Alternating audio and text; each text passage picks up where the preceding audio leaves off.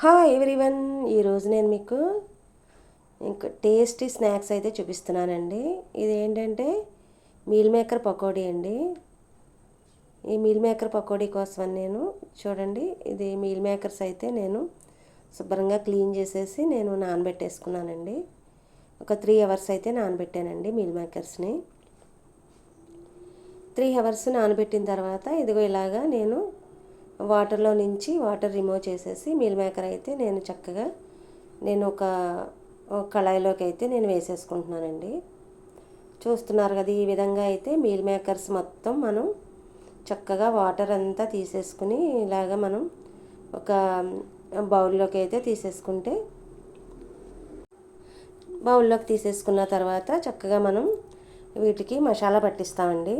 ఇది వరకు నేను చాలాసార్లు చూపించాను కానీ ఇంత క్లియర్గా అయితే చూపించలేదండి.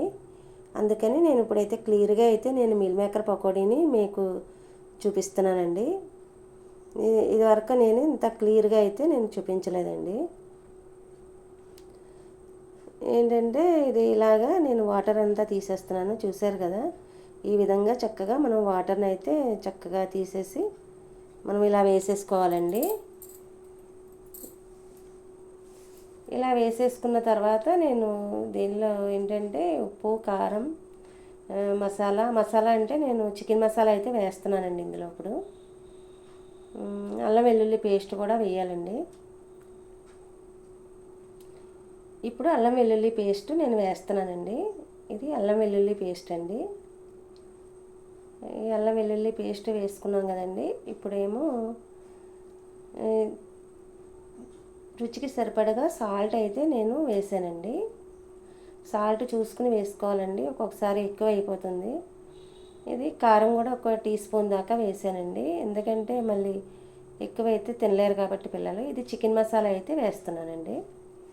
చూసారు కదా, చికెన్ మసాలా, ఉప్పు, కారం, అల్లం వెల్లుల్లి వేసేసాను కదా. దీన్ని ఇప్పుడు శుభ్రంగా చక్కగా ఇలా కలిపేసుకోవాలండి, కలిసేలాగాని. తడి లేకుండా మనం తీసుకున్నాం కదండి. ఇలాగా కలిపేసుకుంటే కనుక చాలా చక్కగా మీల్ మేకర్కి అనేది ఉప్పు, కారం, మసాలా చక్కగా పెట్టేస్తుంది. ఇప్పుడు ఏంటంటే శనగపిండి అయితే వేసేస్తున్నానండి. శనగపిండి కూడా ఎక్కువ అక్కర్లేదండి, కొంచెం వేసుకుంటే సరిపోతుంది. ఎందుకంటే మీల్ మేకర్కి అవి అంటుకుంటే సరిపోతుంది, ఊరికే పెద్ద ఎక్కువ ఏం అక్కర్లేదు. ఇలాగా చక్కగా మీల్ మేకర్కి అంతా ఇది మనం అప్లై చేసేసుకోవాలి. ఈ శనగపిండిని మసాలా పట్టించిన మిల్ మేకర్ ఏదైతే ఉందో దానికి మనం బాగా ఇలాగా అప్లై చేసేసుకుంటే కనుక మనకి పకోడీ వేసుకున్నప్పుడు పకోడా అనేది చాలా చక్కగా మనకి పైన క్రిస్పీగా, లోపల సాఫ్ట్గా చక్కగా వస్తుందండి. చూసారు కదా, ఈ విధంగా చక్కగా మొత్తం కలిసేలాగా మనం కలిపేసుకోవాలండి. ఇలా కలిపేసుకుంటే కనుక మనకి టేస్ట్ అనేది చాలా బాగుంటుంది. ఈ విధంగా కలిపేసుకున్న తర్వాత మనం వెంటనే వేసేసుకోవచ్చండి. వీటిని అయితే నిలవేం పెట్టక్కర్లేదు. వెంటనే ఇలాగ మనం స్టవ్ మీద బాండీ పెట్టేసుకుని, చూసారు కదా, స్టవ్ వెలిగించాను. స్టవ్ మీద అయితే నేను కళాయి అయితే పెట్టేసుకున్నాను. కళాయి పెట్టేసి గరిటెలు ఇందులో ఎందుకు పెట్టానంటే అవి కూడా తడిగా ఉన్నాయి కాబట్టి నేను కాసేపు కళాయిలో ఉంచానండి. అదేంటంటే తడి ఆరిపోతుంది కదా అని అందులో ఉంచాను. ఇప్పుడైతే మనం డీప్ ఫ్రైకి సరిపడగా ఆయిల్ అయితే వేసేసుకున్నామండి. సరిపోలేదని నేను ఇంకా కొంచెం అయితే ఆయిల్ అయితే వేసాను. ఇప్పుడు మనం ఇలా ఈ పకోడీని అయితే ఇలా వేసేసుకోవటమేనండి. మనం స్పూన్తో వేసేసుకోవచ్చు, చేతితో కావాలంటే చేతితో వేసుకోవచ్చు. నేనైతే స్పూన్తోనే వేస్తాను కదండి, చూస్తున్నారు కదా. నేను ఏది వేసినా బూర్లు కూడా నేను స్పూన్తోనే వేస్తాను. ఏదైనా నేను పకోడీ కూడా అన్నీ నేను ఏదైనా స్పూన్తోనే వేస్తాను కనుక నేను ఈ పకోడీ కూడా స్పూన్తోనే నేనైతే వేసేస్తున్నానండి. మీరు స్పూన్తో కాదు చేత్తో వేసుకుంటానంటే కనుక మీరు వేసుకోవచ్చు. ఈ విధంగా మనకి మీల్ మేకర్ ఉన్న పిండి అదేంటంటే ఊడిపోకుండా మనం చక్కగా ఇలా కలిపేసుకోవాలండి. మీల్ మేకర్ని, పకోడీని గట్టిగా కలిపిస్తే, పచ్చిగా ఉన్నప్పుడు కలిపిస్తే ఆ పిండి అంతా మీల్ మేకర్కి ఉన్న పిండి అంతా కూడా ఊడిపోతుంది. అందుకని మనం కొంచెం వేగిన తర్వాత వీటిని కదిలిస్తే కనుక మనకి పిండి అనేది సపరేట్ అయిపోకుండా ఉంటుందండి. మిల్ మేకర్కి ఉన్న పిండి సపరేట్ అయిపోకుండా ఉంటుంది. పకోడీ అనేది మనకి క్రిస్పీగా చాలా చక్కగా టేస్ట్ అయితే చాలా బాగుంటుంది. చూసారు కదా, ఈ విధంగా మనం చక్కగా పకోడీలన్నీ కూడా మనం వేసేసుకోవటమేనండి. చూడడానికి కూడా కలర్ కూడా చాలా బాగుంది కదండి పకోడీ, ఈ మీల్ మేకర్ పకోడీ అనేది. ఇలా వేసేసుకుని పిల్లలకి స్నాక్స్లా పెట్టేస్తే పిల్లలు చాలా చక్కగా తినేస్తారండి. ఏంటంటే మనం బయట ఫుడ్ కొని పెట్టే కన్నా ఇలా పెడితే పిల్లలకి హెల్దీ కనుక, పిల్లలకి మనం ఇలా హెల్దీ ఫుడ్ అందిస్తే కనుక పిల్లలు ఎప్పుడు యాక్టివ్గా ఉంటారండి. చూస్తున్నారు కదా, ఈ విధంగా మనం కలిపి వేసిన మిల్ మేకర్ అన్నీ కూడా ఇలా వేసేసుకోవటమే. ఇలా వేసేసుకుని చక్కగా మనం ఫ్రై అయిపోయిన తర్వాత తీసేసుకోవటమేనండి. నేనైతే చాలా వంటలు అయితే కుకింగ్ ఛానల్లో నాది ఏంటంటే garden and Sharada's garden and kitchen అండి. ఏంటంటే ముందు నేను గార్డెన్గా స్టార్ట్ చేశానండి, తర్వాత నేను కుకింగ్ కూడా స్టార్ట్ చేశాను. ఏంటంటే నేను కుకింగ్ చాలా చాలా రకాలు అయితే నేను కుక్ చేశానండి.